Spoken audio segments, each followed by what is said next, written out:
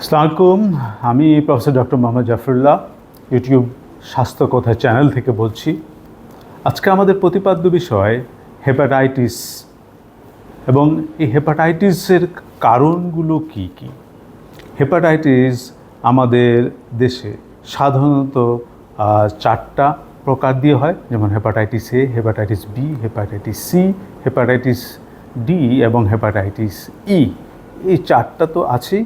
এছাড়াও আমাদের লেপ্টোস্পাইরা দিয়ে একটা এটা দিয়ে হতে পারে, সাইটোমেগালো ভাইরাস দিয়ে হতে পারে একটা ভাইরাস, এবং আপনার ইয়েলো ফিভার ভাইরাস এটা দিয়েও হেপাটাইটিস হতে পারে। কারণ হেপাটাইটিস হলে আমাদের কাছে সাধারণত রুগী কীভাবে আসে? রুগী সাধারণত আমাদের কাছে আসে জন্ডিস, তার চোখ হলুদ হয়ে গেছে এবং তার হয়তো মৃদু জ্বর এই ধরনের, এবং তার ক্ষুধামন্দা, এবং তার হয়তো লিভারটা বড় হয়ে গেছে। সাধারণত এই ধরনের কমপ্লেন নিয়ে আসে, এবং এই ধরনের কমপ্লেন নিয়ে আসলে আমরা তখন তাকে চিন্তা করি যে হেপাটাইটিসটা কোন ধরনের হেপাটাইটিস হয়েছে। হেপাটাইটিস আমি বললাম যে A B C D E এগুলোকেই আমরা প্রথমে চিন্তা করি, এবং এর মধ্যে আমাদের সবচেয়ে কিভাবে হেপাটাইটিস হতে পারে, হেপাটাইটিস এবং কিভাবে ছড়ায় প্রকৃতপক্ষে।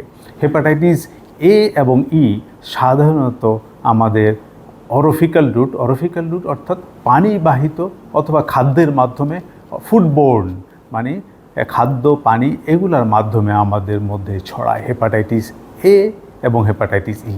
তার মধ্যে হেপাটাইটিস এটা হচ্ছে সাধারণত বাচ্চাদের মধ্যে এটার প্রাদুর্ভাব বেশি দেখা যায়, এবং হেপাটাইটিস ইটা আমাদের অ্যাডাল্টের মধ্যে এটার প্রাদুর্ভাব বেশি দেখা যায়। আর হেপাটাইটিস বি এবং সি এই দুটো আপনার দেখা যায় যে এটা সাধারণত আপনার ব্লাডের মাধ্যমে অথবা সেক্সুয়াল রুটে, অথবা যারা মাদকাসক্ত তাদের বিভিন্ন সিরিজ তারা শেয়ার করে সেভাবে তাদের মধ্যে ছড়াতে পারে, অর্থাৎ প্যারেন্টাল রুটে এরা যে যায়। এবং সেই জন্য হেপাটাইটিস বির মধ্যে যেমন হেপাটাইটিস বি এই যে ছড়ানো, হেপাটাইটিস বিকে আমরা ভ্যাকসিনেশনের মাধ্যমে আমরা এটাকে প্রতিরোধ করতে পারি। আজকাল যে ইপিআই শিডিউল আছে তার মধ্যেই হেপাটাইটিস বির জন্য ভ্যাকসিন অ্যাভেলেবেল, এবং এটা আমাদের মনে রাখতে হবে যে যেহেতু হেপাটাইটিস বির ভ্যাকসিন অ্যাভেলেবেল, আমরা যেন কোনোভাবেই এই মিজেলসের ভ্যাকসিন যেভাবে আমরা মিস করেছি, বাচ্চাদের আজকাল যেই হাম নিয়ে আসতেছে, সুতরাং হেপাটাইটিস বির ভ্যাকসিনেশন কোনোভাবেই মিস করা যাবে না। মিস করলে যদি কারো হেপাটাইটিস বি হয় তার পরিণতি কিন্তু খুব খারাপ।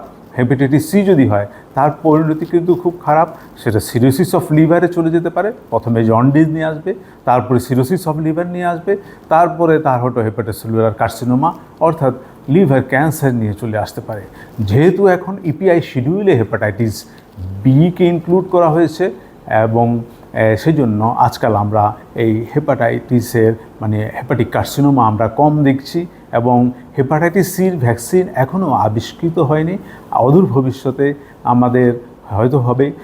হেপাটাইটিস সির কিন্তু খুব ভালো ট্রিটমেন্ট আছে, হেপাটাইটিস বির কিন্তু ভালো ট্রিটমেন্ট নাই। সুতরাং এটা আমাদের মনে রাখতে হবে, এবং আমাদের আরও মনে রাখতে হবে যে ফ্যাটি লিভার যাতে কোনোভাবে না হয়। খুব বেশি আমরা যদি চর্বি জাতীয় খাদ্য এবং খাই, এবং খুব বেশি আমরা ভাতের অংশটা যদি বেশি খাই, তাহলে দেখা যায় এটা ফ্যাটি লিভারে রূপান্তরিত হয়ে যায়। সুতরাং এই দিকে আমাদের খেয়াল রাখতে হবে। ডায়েট প্ল্যান অনুযায়ী আমাদের ডায়েট নিতে হবে, এবং সেভাবে আমাদের খেতে হবে যাতে খুব বেশি অবিজ না হয়ে যায়। কেউ যেন অ্যালকোহল না বেশি খায়, কেউ যাতে ভাত বেশি না খায়, এবং এগুলোর দিকে বেশি খেয়াল রাখতে হবে যাতে আমাদের ফ্যাটি লিভার যাতে না হয়। এবং আমরা বললাম যে হেপাটাইটিস এ এবং ই এটা হচ্ছে সেলফ লিমিটিং, অর্থাৎ আপনি ভালো হয়ে যায় হেপাটাইটিস এ এবং ই। এবং তবে হেপাটাইটিস ইটা আবার যদি প্রেগনেন্ট মহিলাদের হয় তাহলে এটা খুব ডেঞ্জারাস, সেখানে এটা খুবই অসুবিধার কারণ হতে পারে। এবং হেপাটাইটিস এ এবং ই এটা আপনি কিউর হয়ে যায় আমরা যদি মোটামুটি তাকে সাপোর্টিভ সিমটোম্যাটিক ট্রিটমেন্ট দিয়ে রাখতে পারি।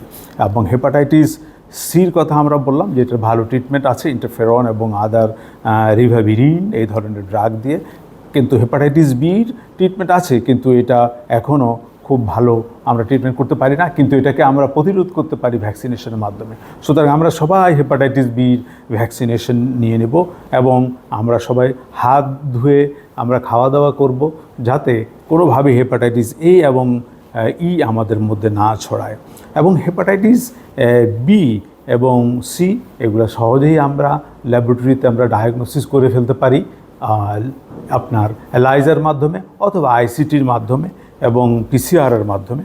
এবং হলে আমরা দেখি যখন ট্রিটমেন্ট করি যে হেপাটাইটিস বি এবং সির ব্যাপারে আমরা খুব বেশি কনসার্ন, আমরা দেখি যে এদের কত কপি অফ হেপাটাইটিস বি এবং সি আছে সেটা আমরা দেখি, এবং সেটা দেখে আমরা ট্রিটমেন্টের প্রগনোসিস দেখতে পারি এবং তাদের রিপ্লিকেশন হচ্ছে কিনা, হেপাটাইটিস বি সে ছড়াবে কিনা আমরা HBeAg দিয়ে দেখতে পারি, এবং সে উইন্ডো পিরিয়ডে আছে কিনা সেটা দেখার জন্য আমরা HBC অ্যান্টিবডি এই মার্কারটা দেখি।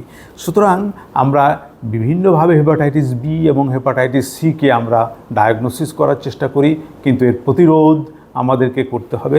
আমরা আগেই বললাম যে হেপাটাইটিস এ এবং একে আমরা প্রতিরোধ করতে পারি আমরা যদি পানিবাহিত কিংবা বিভিন্ন স্ট্রিট ফুড থেকে আমরা দূরে থাকি, তাহলে আমরা হেপাটাইটিস এ এবং ই থেকে আমরা রক্ষা পেতে পারি। আর হেপাটাইটিস বির ভ্যাকসিনেশন দিয়ে আমরা হেপাটাইটিস বি থেকে রক্ষা পেতে পারি, এবং হেপাটাইটিস সি এগুলা বি এবং সির জন্য আমরা কোনো ধরনেরই প্যারেন্টাল যে সমস্ত দিয়ে আমাদের মধ্যে আসতে পারে সেটা আমরা ইউজ করব না। আমরা বলেছি কোনো রকম সিরিঞ্জ শেয়ারিং, কোনো রকম রক্ত যদি নিতে হয় সেটাকে আমরা বি এবং সি থেকে ফ্রি আছে কিনা সেটা আমরা দেখে নেব, এবং বি এবং সি যাতে আমাদের মধ্যে না ঢুকতে পারে সেটা অবশ্যই আমরা হেপাটাইটিস এরও কিন্তু ভ্যাকসিন অ্যাভেলেবল। সুতরাং কেউ যদি চান তাহলে হেপাটাইটিস এর ভ্যাকসিনও নিয়ে নিতে পারেন। এবং হেপাটাইটিস এ এবং ই আমরা খুবই সহজেই আমরা এটা থেকে পরিত্রাণ পাই, কিন্তু হেপাটাইটিস বির ভ্যাকসিনেশনের মাধ্যমে এটা আমরা প্রতিরোধ করব, কিন্তু একবার হয়ে গেলে এটা খুব মারাত্মক, এটা ট্রিটমেন্টও খুব কমপ্লিকেটেড। আর হেপাটাইটিস সির ট্রিটমেন্ট এখন খুব ভালোভাবে পাওয়া যাচ্ছে। সুতরাং আজ এই পর্যন্তই, আমরা হেপাটাইটিস থেকে বেঁচে থাকি এবং সকলেই ভালো থাকি এই আশাবাদ ব্যক্ত করে এখানেই শেষ করছি। সকলে আমার চ্যানেলকে সাবস্ক্রাইব করুন, লাইক দিন এবং দেখুন। ধন্যবাদ।